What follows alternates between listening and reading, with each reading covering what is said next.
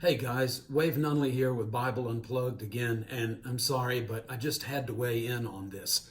Today, at the beginning of the 117th Congress, one of our representatives from the great state of Missouri began this Congress with a prayer.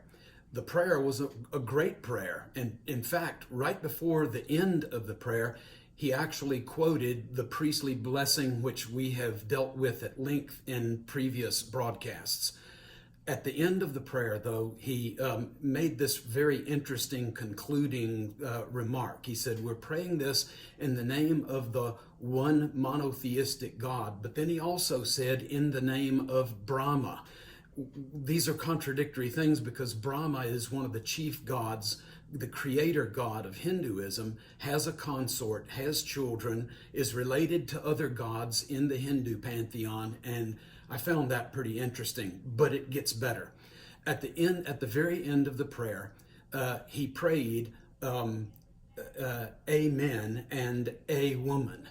Well, that's of interest in itself, but even what the pundits say, who were critiquing him for this amen and a woman thing, they compounded the error. So let's break it down, because this is right in our bailiwick of dealing with Hebrew backgrounds and Jewish backgrounds of the Bible. So the word amen, incorrectly pronounced, it's actually amen. And that shows up both in the Hebrew Bible and in the Greek New Testament. It's spelled amen. We have incorrectly transliterated it in English with an E there. So amen, not amen, is an interesting word. It shows up 59 times in the Bible.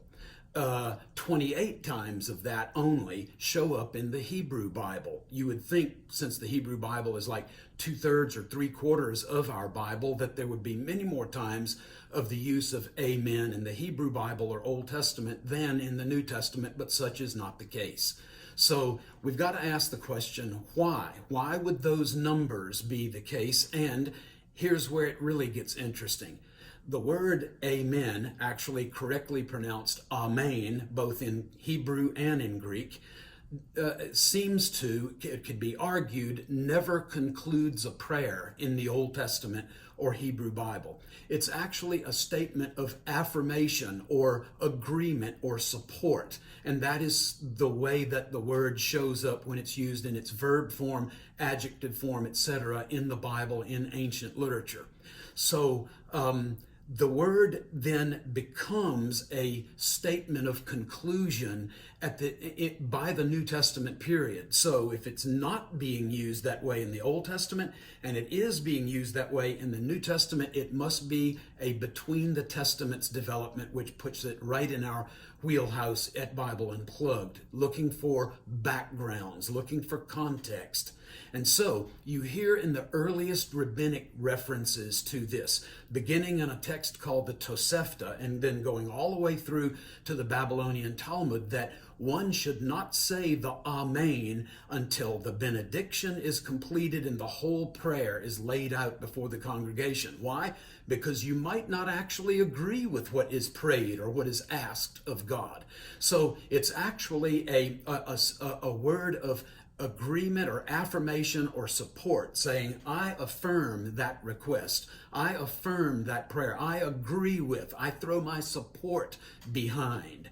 And it has nothing to do with Latin at all. It is a Hebrew word that is then transliterated into Greek in the Greek New Testament, that then got incorrectly transliterated into English with the letter E, that made it to say amen. It has no reference to gender, to either men or women. It is a statement of affirmation that comes from the Hebrew verb aman.